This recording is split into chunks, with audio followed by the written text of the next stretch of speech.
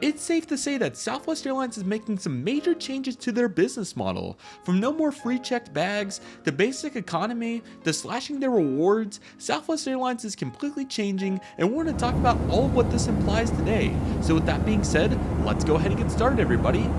It is still dumbfounding to think that Southwest Airlines is completely changing what made them successful, and every advantage that Southwest Airlines had is essentially a disadvantage at this point. Let's just go ahead and dive back into it, everybody. I hope all of you are excited for this.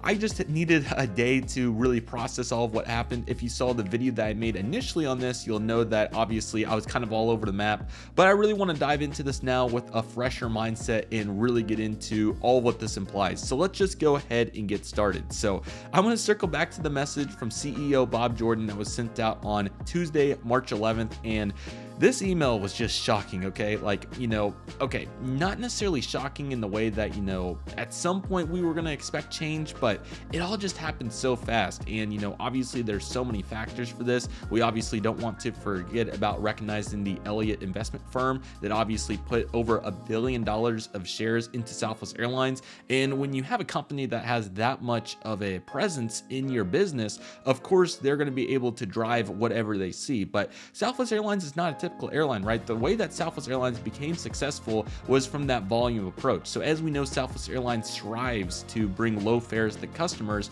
and the way to do that obviously is having fleet commonality, the Boeing 737, affordable fares, which they've certainly done on the majority of their markets, fly the places people want to go, which they absolutely do that, and last but certainly not least, providing advantages that other airlines cannot provide. This can include free checked bags, good rewards, no basic economy, and many other factors.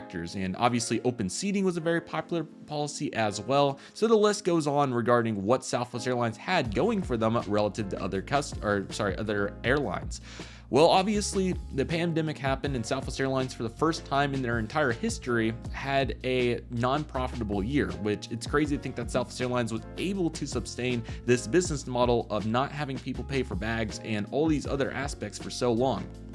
And obviously when you're forced to make money and you have an investment firm that's completely manhandling the company, essentially, you're going to have to make changes somewhere. And obviously that comes from the Elliott investment leadership. So obviously likely what happened is Elliott said, what do we need Southwest to do to make money? We've invested all this money and they're not making money. So what do we need to do for Southwest Airlines to make money? And from a high level overview, you would think that charging for suitcases and slashing rewards and open seating all needs to go. And from a high level overview, absolutely, charging for bags and assigned seating is absolutely going to make money for Southwest Airlines. There's no doubt about it. Let's just go ahead and start with the 2 free checked bags, because this is obviously what made Southwest Airlines so successful. They had slogans for it, they had planes planted for it, so many aspects where Southwest Airlines assured that this 2 free checked bag policy would be forever and always. And that obviously didn't happen. In fact, a message was sent out actually in September that I learned about that actually said that the 2 free checked bag policy was not going to go anywhere. But as we talked about in the previous video, it was evident that Southwest Airlines just, jumped on the opportunity to make changes where they saw it. And, that goes right back to Elliott, and Elliott forced Southwest to make these changes to make money, which there's no doubt that Southwest Airlines will make money for charging for bags, and Southwest Airlines will make money for having assigned seating, but the amount of effects that it's going to have on that is certainly going to be detrimental. And let's go ahead and talk about that. Okay, so for example, if I was going from Tulsa to Orlando, for example, or we could do Dallas to Orlando, Chicago to Orlando, wherever, obviously Florida's a hotspot. Let's just use it for the example here. So obviously if I'm going to do that, let's just say that I need to get there and I want to find the most affordable fare, and packing the suitcase and taking all of this, and obviously I'm going to need clothes and so forth. So with the suitcase, I'm going to be looking for where I can get the best price, and I start looking around and I see all 4 airlines from Tulsa to Orlando price matching, the legacy carriers: American, United, Delta, Southwest. Okay, great. Well, what sets out, who's the different, if I'm looking at Google Flights, who's the difference? What's the difference here? And Southwest Airlines has this free checked bag, and I'm like, that's so convenient. I don't have to drag my entire suitcase around the entire airport, which is fantastic. And now you don't have that, like, at all. Like, you have to pay for bags, period. So what does Southwest have to differentiate themselves? Like, You know, when you have a fleet of just Boeing 737s, like obviously the other major carriers have dozens of different aircraft types to fit the particular routes that they're flying. American Airlines, for example, from Tulsa to Miami flies the Embraer 175 aircraft type. 75 passengers per day makes more sense on that particular segment than Southwest flying a Boeing 737-800 on it, 175 seats. Now, I think that it would perform well, but for a variety of other reasons, that route does not exist. So it comes back to the concept in thinking about why Southwest thinks that they can slash their only advantage with the entire fleet that they have. And there's already enough issues as it is. For non-peak days flying to their small hub airports, which is a huge aspect of their operation. And I also don't want to forget about mentioning their high frequency routes as well. Dallas to Houston, Dallas to Austin, Dallas to San Antonio. These routes are being flown 11, 12, 13 times a day both ways, so 25 times round trip. So if you're going to do this with a 60% load factor, how are you going to make money on the plane if you're at 60% and not overcharging for it? Because Southwest Airlines is absolutely not overcharging the majority of their tickets. The majority of the tickets from Dallas to Austin probably sell for, you know, I'm just throwing out a number, $59. Well, $59 is not enough to make money on that flight, and here's why. Number one, you waste a cycle every time a plane takes off and lands, or utilizes a cycle, right? So when you utilize a cycle, you lose so much money on your aircraft, and by the time that's time to, you know, resell it, it's not even worth reselling, so you're gonna have to scrap it.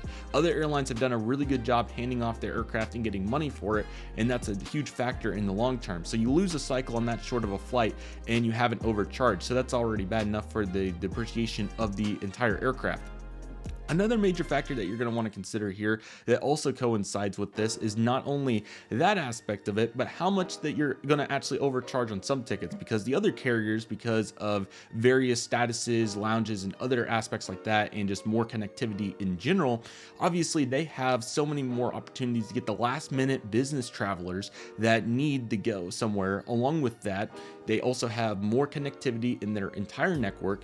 And the big aspect of it is at the very end, once we get to the very end, you know, you get the credit card benefits and so forth, and all of that adds up to most people picking those carriers last minute, which is so big. The business travelers have to have the lounge, the status, and the other credit card benefits that Southwest Airlines doesn't offer. So on a route like Dallas to Houston, you're not stealing enough of those business travelers to make up for everybody that stole a low ticket price as it is. And once again, you're only getting the 60% load factor on the aircraft, so there's multiple frequencies during the day at later in the night where you're losing money. And like it or hate it, even if you fly that aircraft as a revenue flight to reposition it, to put it into position, we'll just use Dallas, Houston, Cancun, for example. The Houston to Cancun flight, unfortunately, while it's going to make profit, is not going to make enough profit to offset what you lost on the cycle investment and also the entire length from Dallas to Houston to get it there. So Southwest Airlines tried this winter. They actually sat down several of their aircraft and had several less seats flying, especially to small hub airports. And this was an interesting result. They didn't end up doing much better with this from what I looked at, and the load factors were not very good on most days from the small hub airport that I studied the most. But this still goes for various airports like Dallas Love Field and St. Louis particularly, that, you know, all the Florida flights are full and they're doing great, but that still doesn't offset and mitigate flights from Dallas to Amarillo, Dallas to Midland. I love these cities that are small hub airports, but once again, these have huge effects, and at the end of the day, it is the reason why Southwest Airlines is not making money. So what's the easiest way to fix these issues?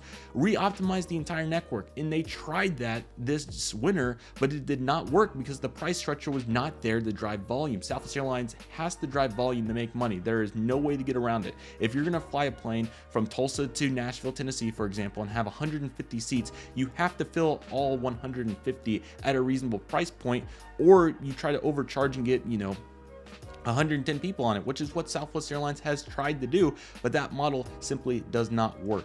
It will not work. Volume is the only way that Southwest Airlines is going to be successful. Every load factor that I've ever seen from Southwest Airlines has had load factor volume associated with it. So yeah, just losing out on the bag policy, complete rubbish. It's just not cool at all. Here's what the actual write-up about it is. I'm sure you've read it at this point. Here's the graph right here. So the fact that, you know, these are the fare updates once again from May 28th, 2025.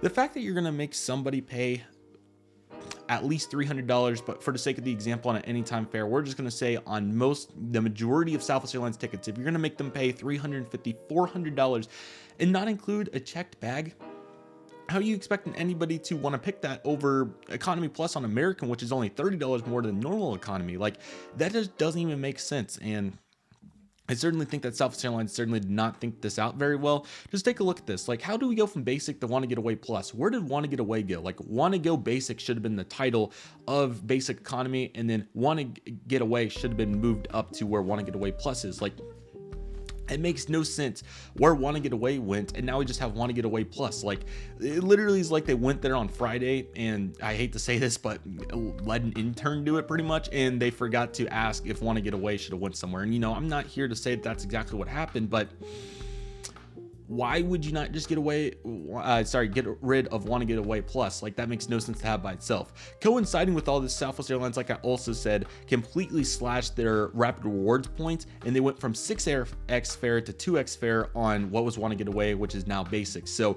instead of making $35 per $200 spent, now you're only going to make $8 per $200 spent. Frontier, Spirit, and every other ultra low cost carrier, including Allegiant Air, has a better rewards program than Southwest Airlines. This is terrible. This is completely unacceptable. The only good part about Basic Economy is that you're actually going to get a flight credit out of it. So it's really kind of not Basic Economy, but it kind of is, considering that you get no points for it, along with having to pay for your suitcase. So it essentially is, but doesn't that mean Want to Get Away anytime kind of hard too?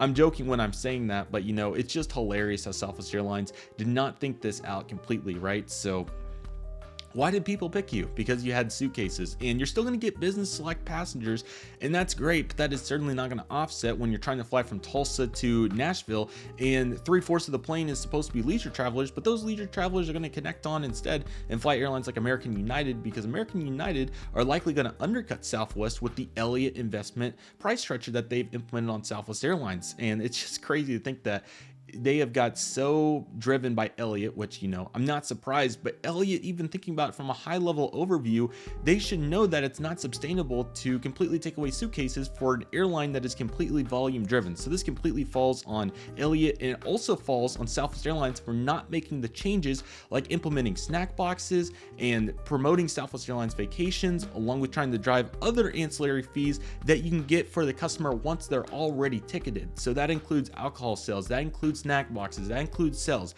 Why has Allegiant Air been one of the most successful ultra low cost carriers of all time? They have optimized their network. Southwest Airlines has not optimized it to their fullest potential. Allegiant Air has. They have snack boxes out of the wazoo, and they get all their money back for selling all that on the flights to Florida. And they also have completely innovated, and Southwest Airlines is just copying other airlines, charging for suitcases, Basic Economy. All of this is just copy and paste. They're just cutting and pasting. As you can tell, not throw Southwest Airlines under the bus, but Want to Get Away is not even listed anymore. What the heck's Want to Get Away Plus without Want to Get Away? I mean, that doesn't make any sense at all.